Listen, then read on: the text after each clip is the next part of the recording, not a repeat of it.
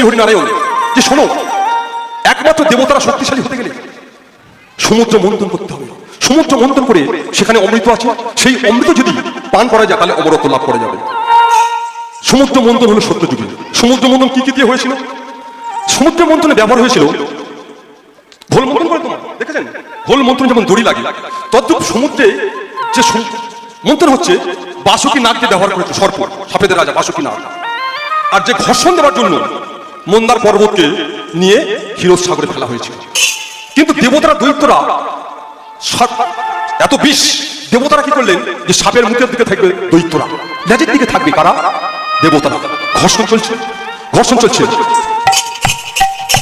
সমুদ্র মন্থন হচ্ছে, সমুদ্র মন্থন হচ্ছে। 14 প্রকারের জিনিস উঠেছিল, হাতি, ঘোড়া, ঐরাবত, মা লক্ষ্মী, এইভাবে 14 প্রকারের জিনিস শুনলো। অমৃতর ভাণ্ড চলে এলেন লাস্টে। অমৃত কি করলেন দেবতারা পুরো